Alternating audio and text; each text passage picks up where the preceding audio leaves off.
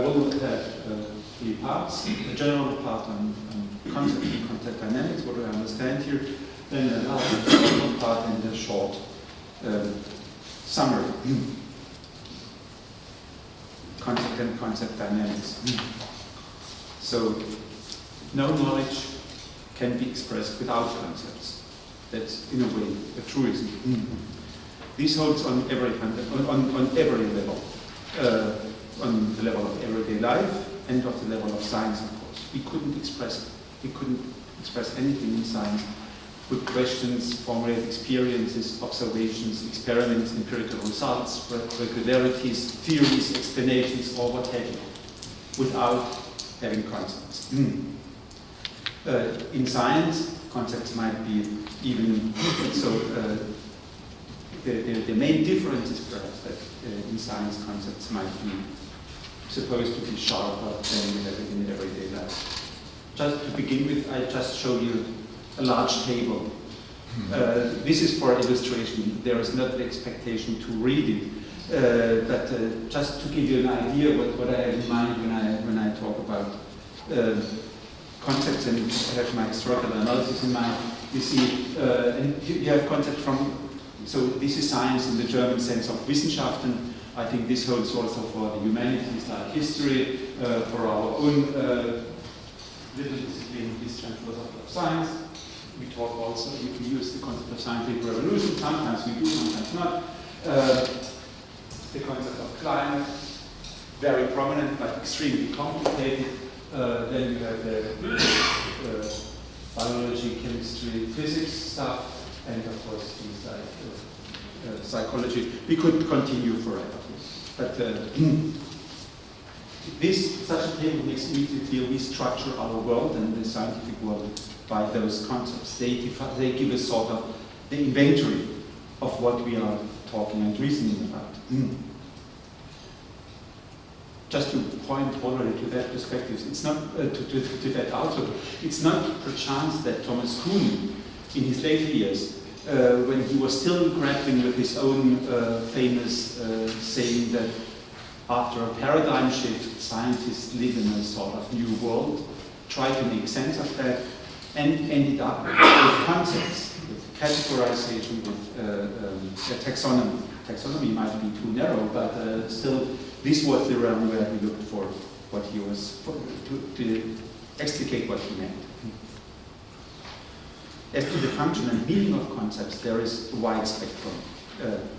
I shall point only to two extremes. Concepts are, in any case, epistemic tools for us. And this function is always present. I have explicated it right now. We couldn't even start with that. However, in many cases, there is much more attributed to concepts than this tool character. They often are taken to present or represent the real structure of the world.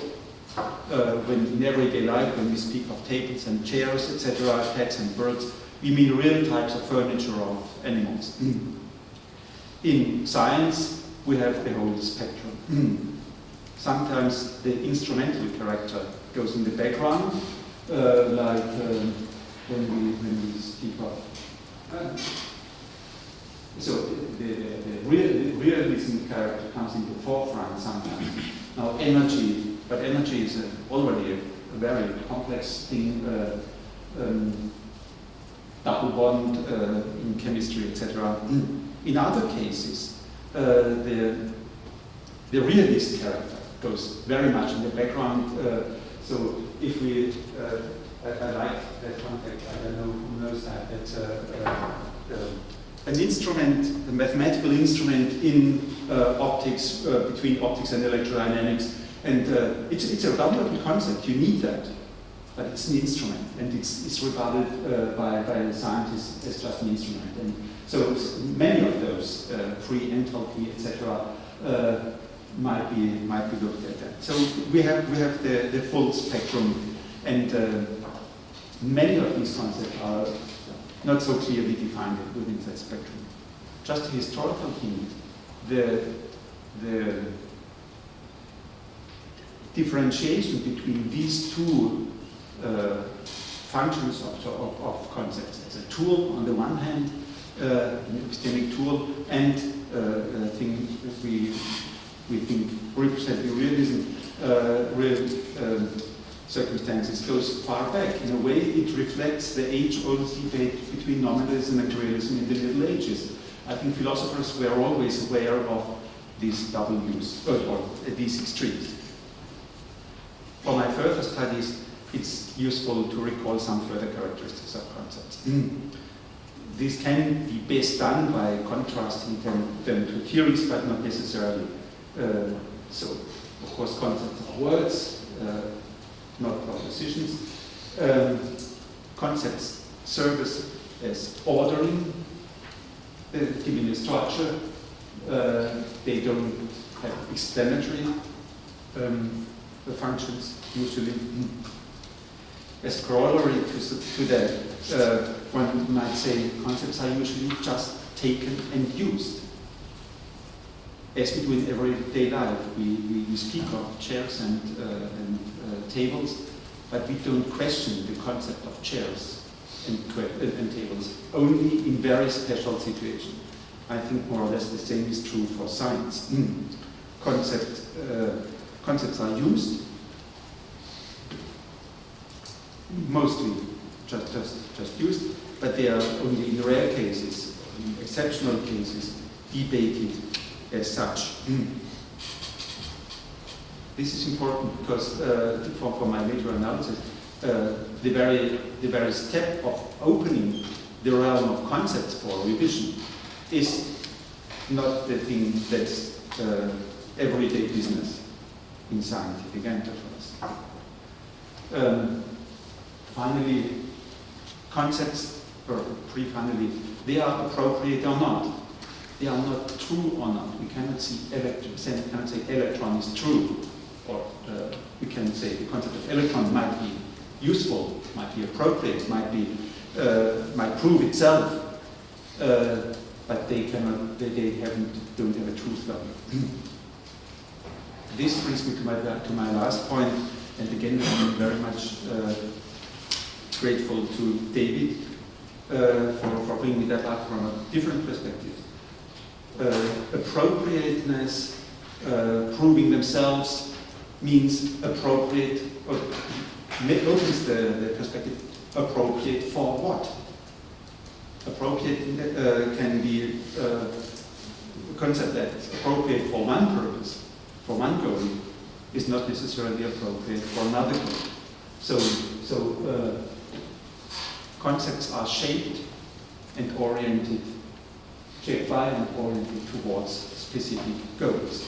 That might sound, we had that topic yesterday, and it might sound strange. Isn't it that science has just one goal? No, it isn't. I have just a preliminary list of specific goals that are pursued in the scientific enterprise in various phases, in various locations. I don't want to go through it in detail, but explanation by means of hidden mechanisms is just one. Mathematics, constructing models, integration, as we had yesterday, unification, and then, of course, the very first ones, concepts that give us a structure. Think of natural history, the age-long history of natural history.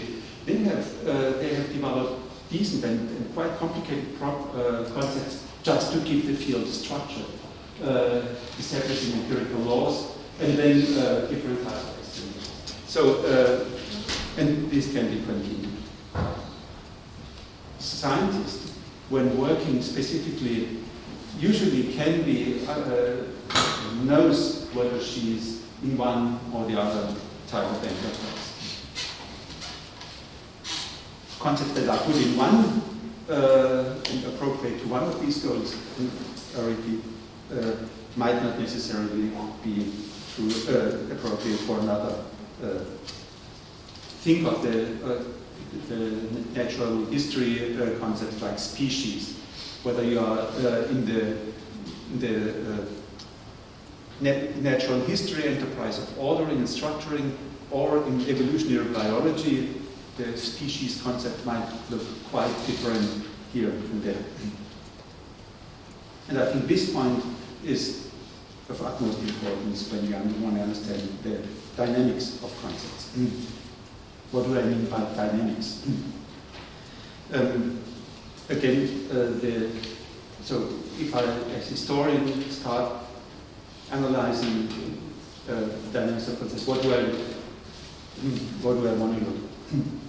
First part is the epistemic situation. I try to understand the epistemic situation that makes researchers being unhappy with the conceptual structure in the first place. As I said, this is not the usual thing. Concept revision is a very special process, and it's epistemically risky anyway. You have no idea whether it's a promising thing or not. Why would a researcher start looking for new concepts at all?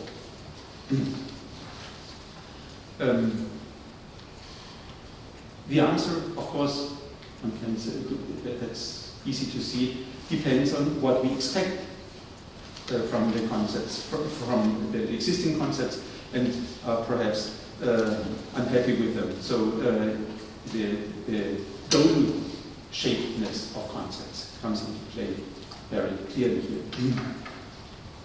Second point would be the process of concept formation itself, concept formation or revision. How is it that scientists arrive at new concepts? From which resources do they take them? And what are the criteria by which they evaluate their appropriateness or their power? Third part then is the chronologically the next, the process of, even if one scientist or one group is happy to have a new concept and is convinced it is appropriate, it does its work, it's not at all clear how the rest of the community will go along with that. And we have many cases in which there is just no resonance whatsoever, and others in which some are discussed, nevertheless not used, some are not discussed and widely used, and you have all combinations of all different processes going on here. But for concept dynamics, I think this is a very decent and interesting, necessary question. For the sake of this talk, I add to my historical cases one specific aspect, namely the question of whether and how scientists that propose new concepts, how they deal with realism claims about those or about the former ones. Okay, so far as to my introduction. Now I would like to go to, I will present you two cases from electricity and magnetism. On the risk, some of you have already know that I have been working on those and know some of the results. First is the case of the concept of two electricities. We are in the 18th century, early 18th century in Paris. At this place, Jardin Royal, so the Botanic Garden, Natural History Garden in Paris. It was not just about natural history, it was an experimental place, and the then director of Intendant, as he was called, Charles Dufay, is the one whom I will focus on, because he was a universal scholar, but the one field devoted most of his effort, he gave most, among the many fields of research, he gave most was electricity. Electricity at the time, just to give a brief idea of the situation, was the electric virtue, or sometimes electricity was just defined as the virtue of some bodies after being rubbed to attract small particles in the surrounding. So it's all about what we call static electricity, of course. But in the late 17th century, there was a striking report of Otto von Guericke having obtained effects of electric repulsion. And you see this lies in the face of the very definition of electricity. So people were doubtful about that, And this was the situation in which Charles Dufay in the 1730s started devoting his activities to the field. So one must say, on the experimental side, electricity, static electricity is up to this day a very delicate and capricious field, and it was all the more the case in that early period.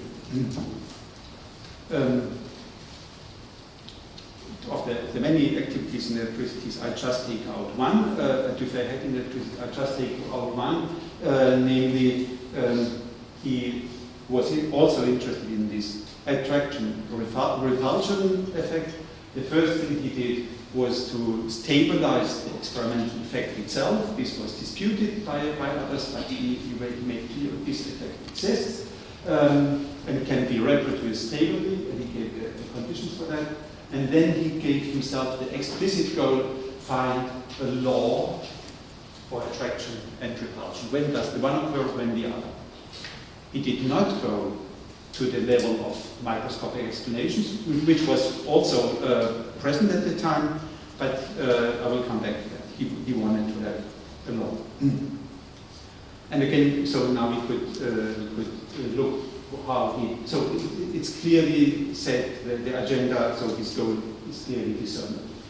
What did he do?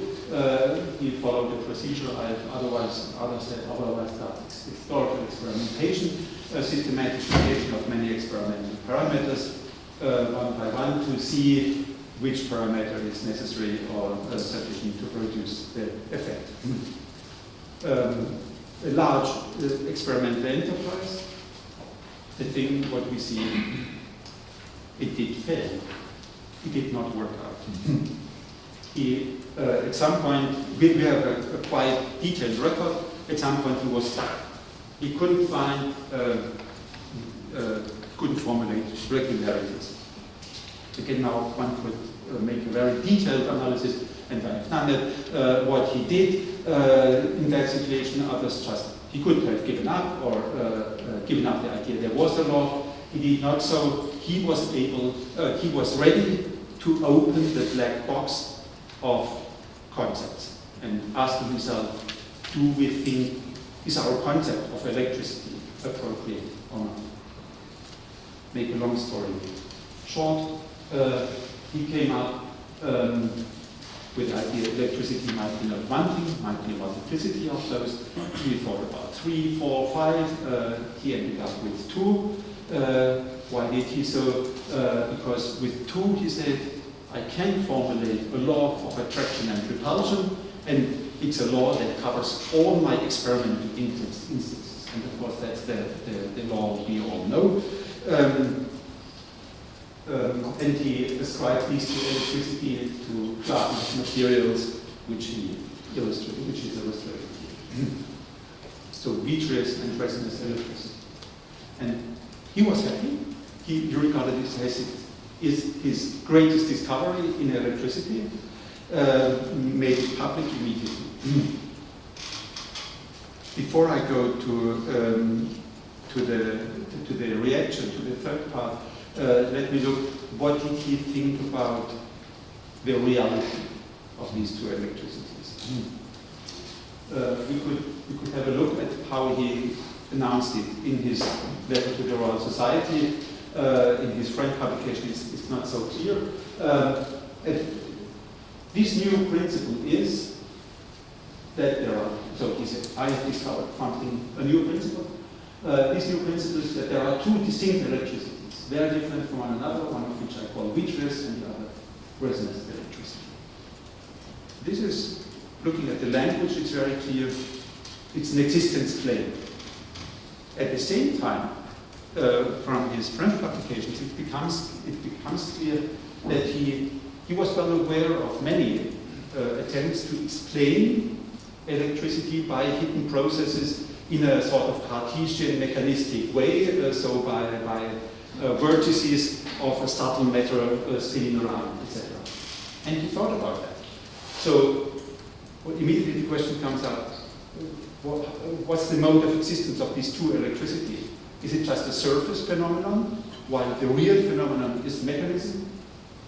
So since Dufay didn't talk about the second, much about the second enterprise, we don't know anything about it. But we know he gave some methodological considerations publicly. 2 levels of knowledge, maybe it's this principles or laws on the one hand, and causes on the other hand.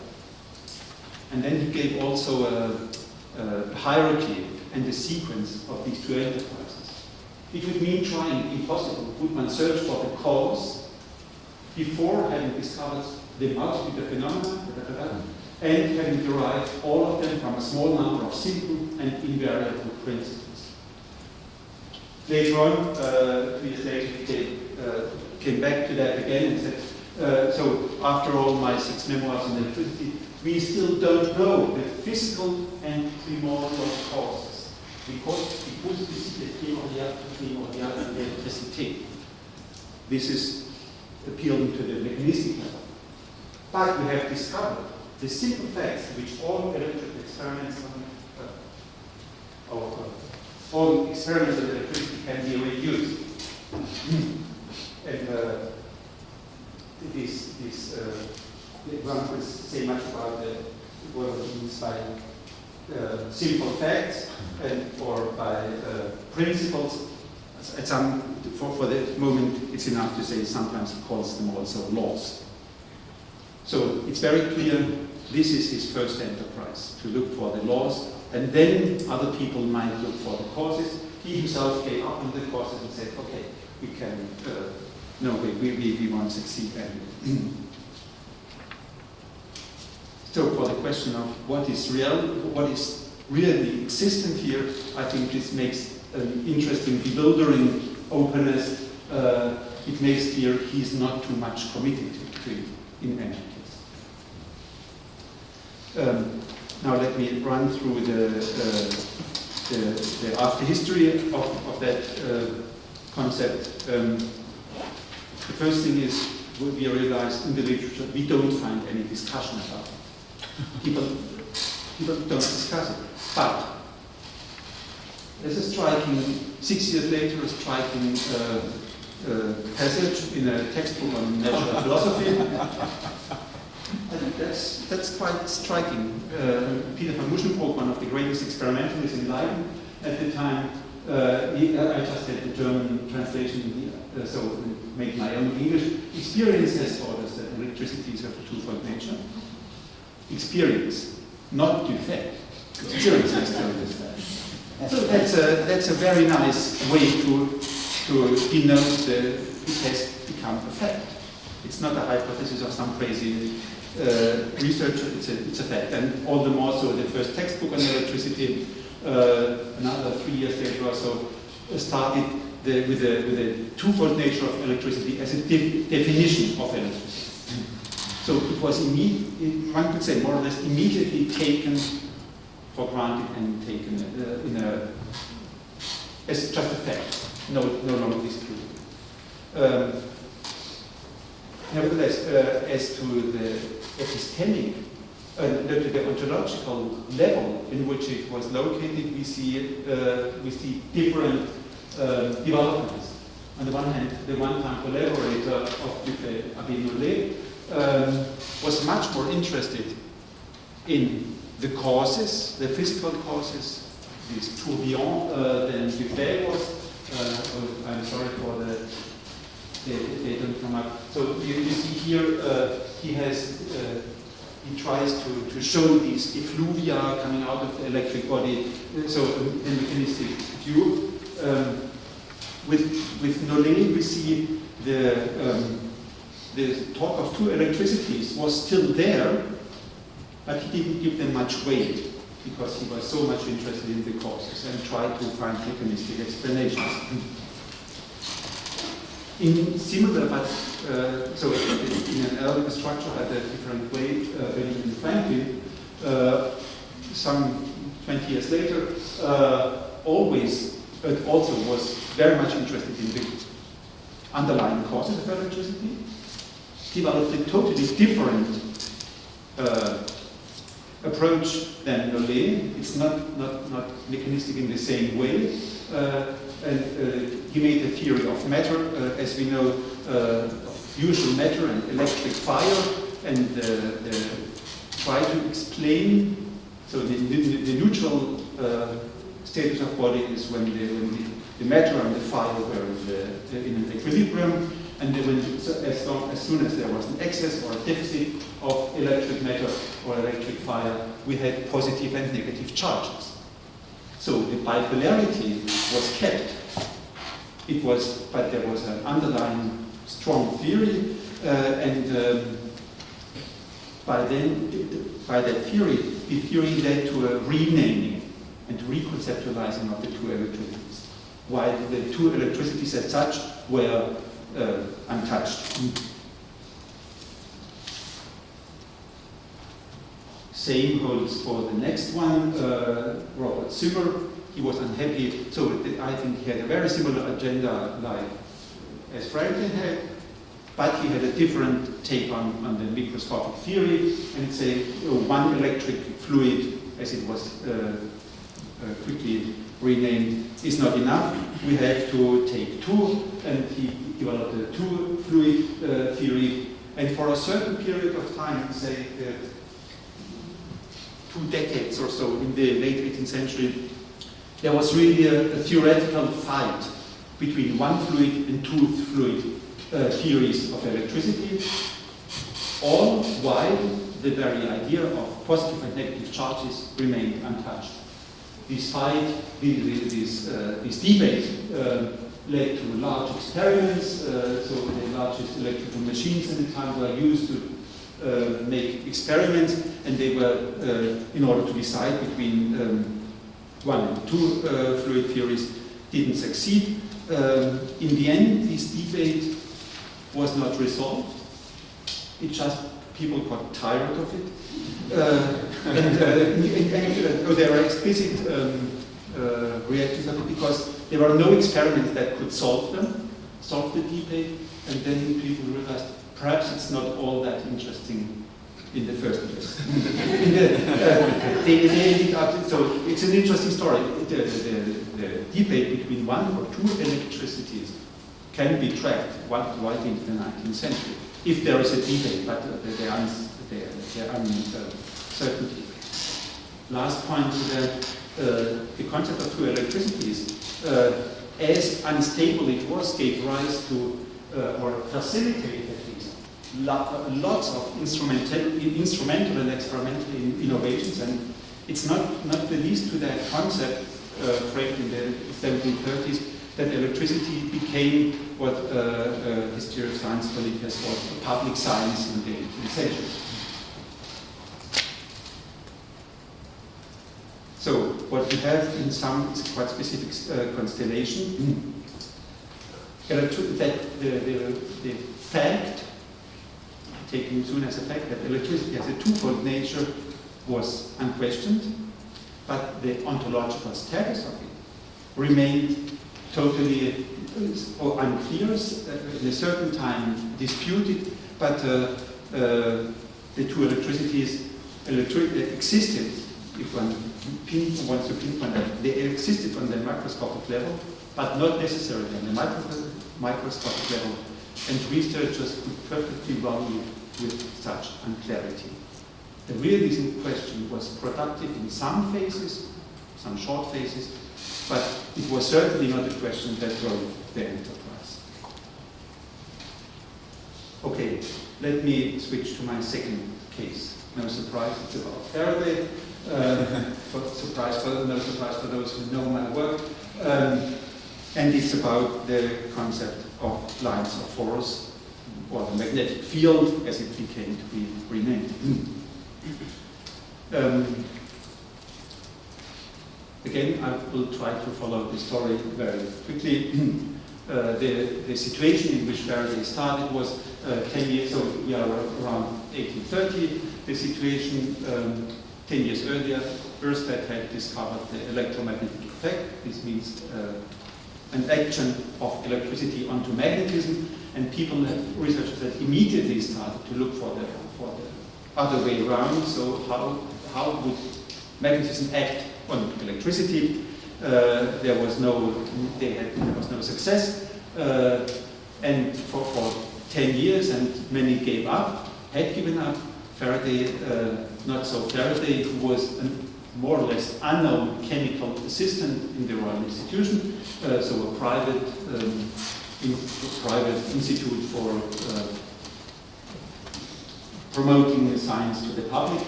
But we know in 1831, that doesn't matter too much, it's 1831, in August, he came up with an experimental design which immediately made clear for him, I have found the induction method. We don't know how he arrived at the design, that's an interesting question. The design itself, so just to think on that, is clear. You have an iron ring with two independent sets of coils wound on it, and once you connect one side to the battery and the other to a galvanometer, you get the induction effect, but only at the point when you make or close the battery connection, but there is no induction effect when the inducing current is running. So Faraday was immediately clear that it was a spectacular discovery. At the same time, there were many questions given by the effect. It's a very complex geometric constellation, a double circular constellation. Magnetic and electric effects are not separated. It's not easy to see. And what bothered him most was this transient character of the effect. Only in making or breaking the contact there was an induction. He even said this goes against our ideas of causality. Effect has to be there as long as the cause is there, and not only when it comes into being or it's further away. So Faraday's agenda was, before publication in this spectacular stuff, I want to find a law, explicitly so, a law of this induction effect. So the initial constellation is quite similar to what we had seen in Dufay, a well-settled field and a very striking anomalous effect, so to say. The strategy by which Faraday followed was again the same systematic variation of parameters, and again you have the same thing. He got stuck.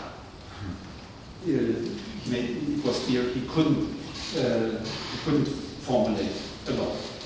I just take one, so this holds for one specific strand, namely the strand where induction is achieved by moving a magnet against the wire or vice versa. What did he do? Again, he could have given up, he did not. So he asked himself, is the way we think about magnets appropriate? And the way to think about magnet was, of course, thinking in terms of poles. A magnet has two poles, and between these poles there are forces. Very, very easily and straightforward, and very ancient. Goes back for centuries. This was the point Faraday put in question. He did so. He went back, or he took the attempt to use the magnetic curves that were well known, again for ages, as a physical, as something with physical meaning, which nobody had done before him. So these magnetic curves were, this picture from Encyclopedia Britannica. He repeated some of his experiments. This is the experiment we had seen already. Now he repeats this with his new concepts in mind. You see the arrows are indicating these magnetic curves, and ended up with full success. One must say he had tried out other. This was not his first trial. He had tried out other geometries, if you want. with no success. In the end, what he gave in his paper, which he published then immediately after he had that law, was a law of magnetoelectroinduction in terms of cutting the wire cutting magnetic curves. He was happy, he immediately published.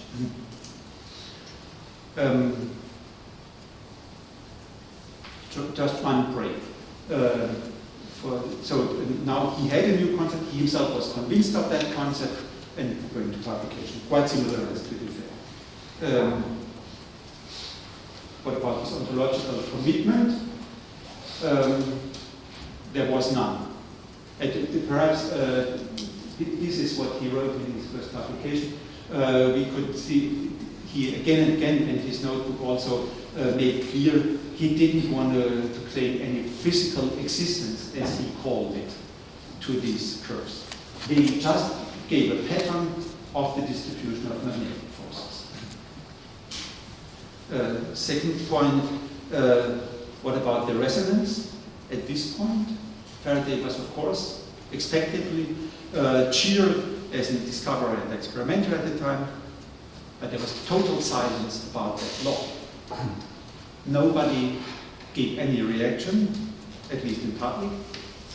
Even 15 years later, in 46, Wilhelm Weber, famous physicist at Göttingen, would write a book on electrodynamics, and saying in the side remark, we have everything about electrodynamics, but we don't have a law of electromagnetic induction.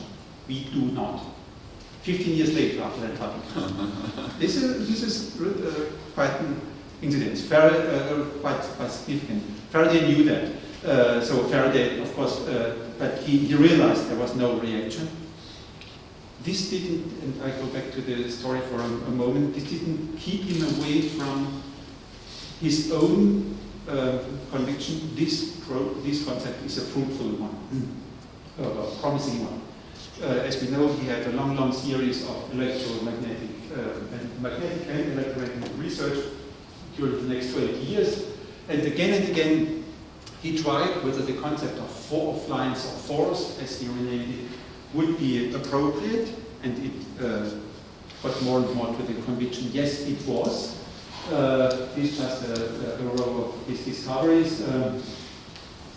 In the end, he went so far in the 1850s as to say all magnetism, including the new discovered diamagnetism, can be presented by lines of force and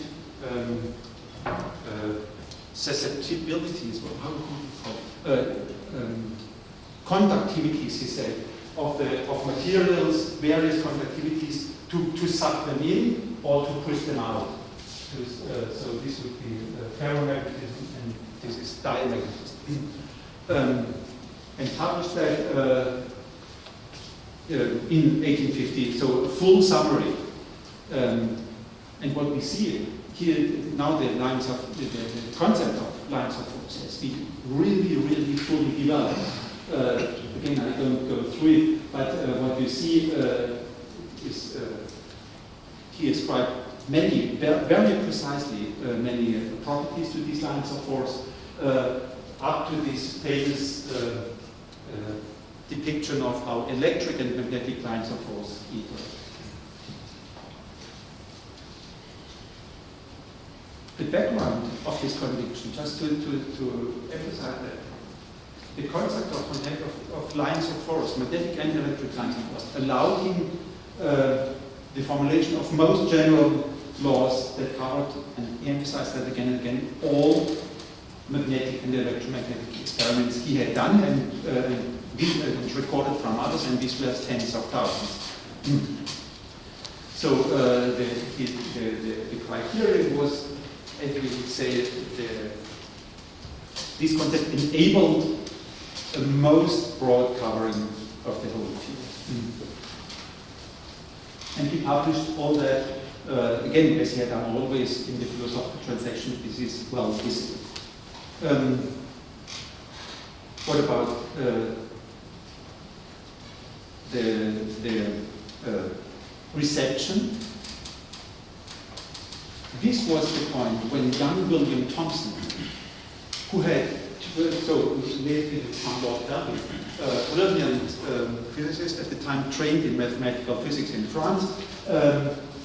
He had, in the 1840s, written to a friend, "It's just with disgust that I think of Faraday's theory."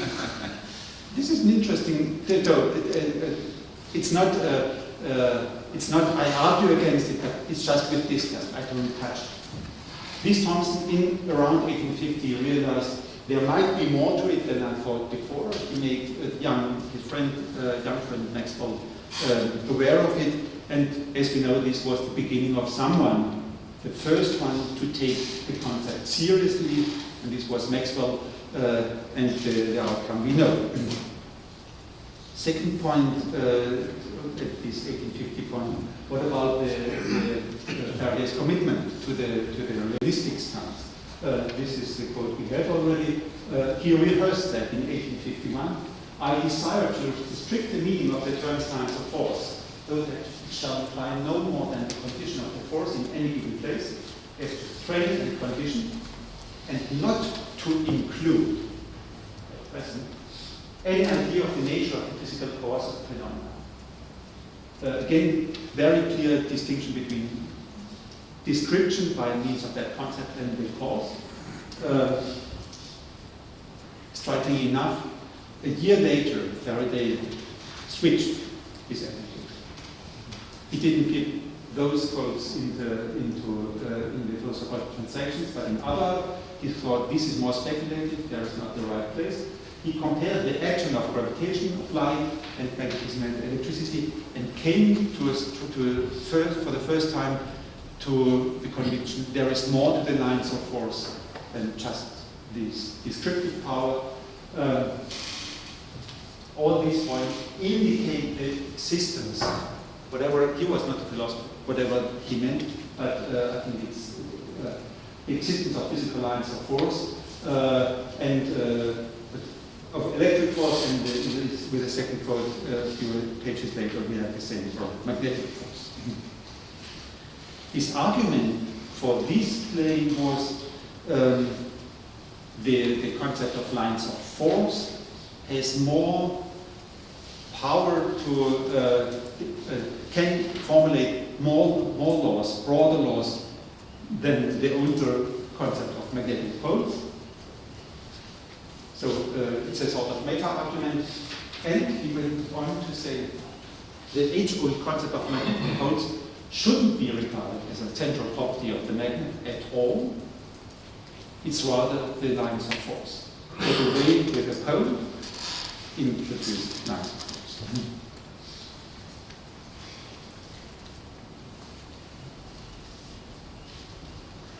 So one can ask, what's the role of this? Now we could say this is sort of realistic commitment now, but it's indicative. It's done at the end of the productive phase, more or less. This was more or less, Faraday was old at the time. He didn't produce any much more results on electricity and magnetism. So this was rather a summary than anything that had guided his research beforehand. The concept had been, throughout his extremely productive period, a tool, and the ontological agnosticism that he kept actively was rather helpful for him. Let me switch again to the type of reception, because it's telling.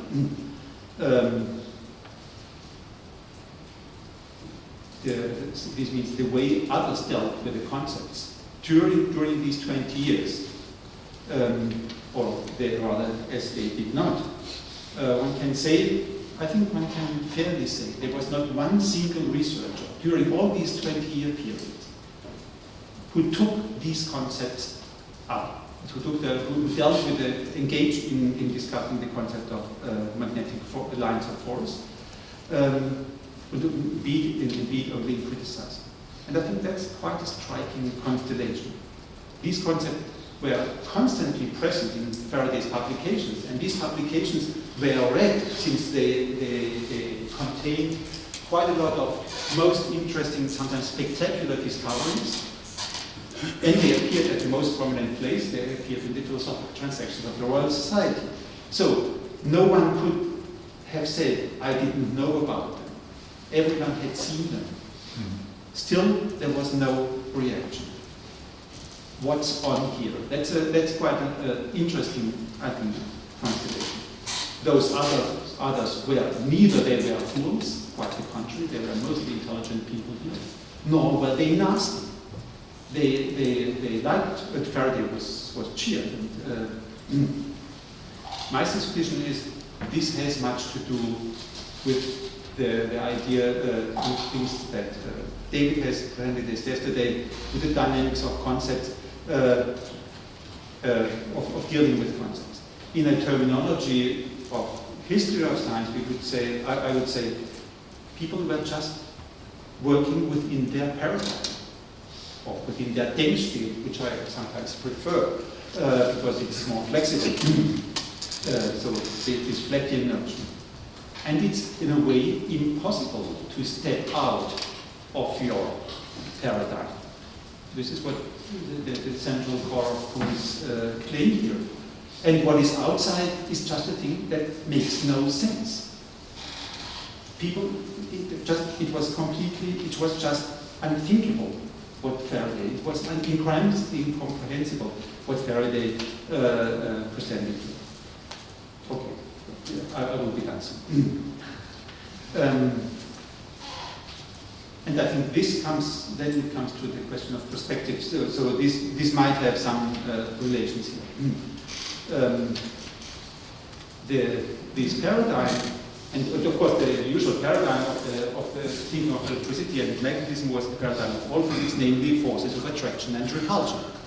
And once you grew up in that, obviously it was impossible to take such a stance, to take these words that Faraday offered in some way seriously.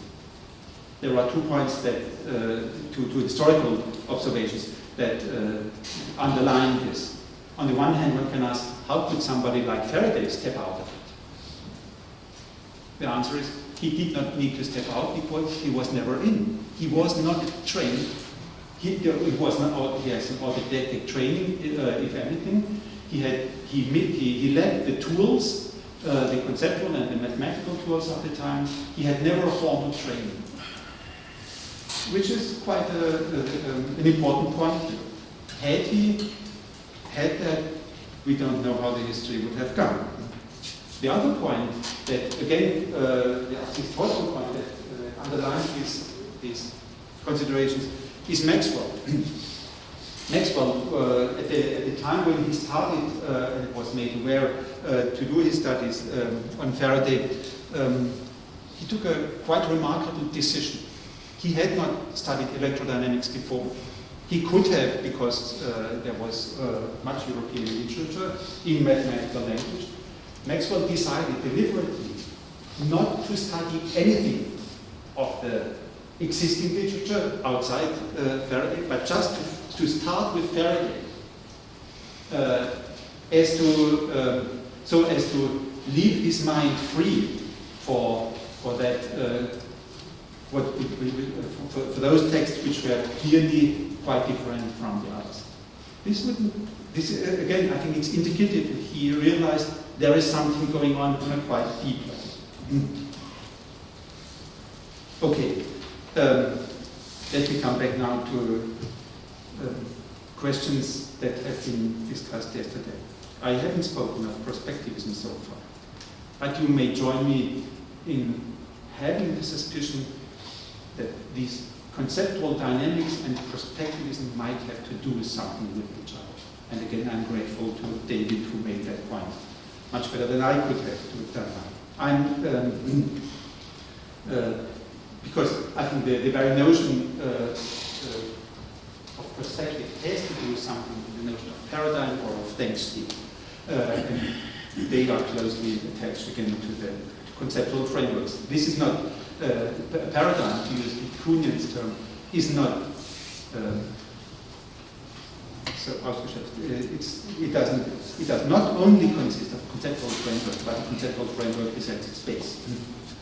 How these connections will to perspectivism can be thought, I think I have to leave to others. My own lesson, my personal lesson, goes in a different direction. Perhaps the question of what, given our own knowledge in physics, biology, etc., of what we should regard as really existing and along what criteria, perhaps that question is not as important as we, as philosophers, sometimes think. Even while scientists like to highlight that goal, time and again, and in particular when it comes to go to the public and tell the public what we are doing. We are unearthing what the world consists in. This is a look at the advertising things like CERN with LHC. It costs so much money, and when you ask them what do they do? Oh, we get out what the world really consists. So there's a quite realist attitude always given out to the outside.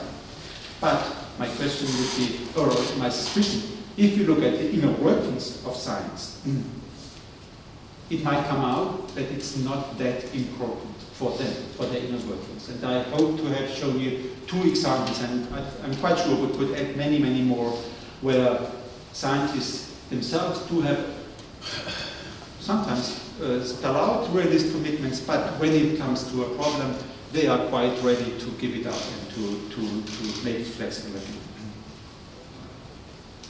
So we might ask ourselves, and switch our interest to the question, what role do these realist commitments play in scientific practice? How could we characterize those cases in which they are strongly at work? For example, what I showed you when people were debating about 1 or 2 electric fluids, as contrasted to the other episodes in which a rather agnostic stance was taken and sometimes very fruitful. But this is then no longer a question of ontology, but rather of epistemology and the approach to understand research practice. In sum, what you see, this is what I learned is called a deflationary tendency regarding ontology and scientific realism. And again, the suspicion, perhaps the more seriously we look at history of science and at scientific practice, the more cautious we become about ontological statements and their importance for science. Thanks for that.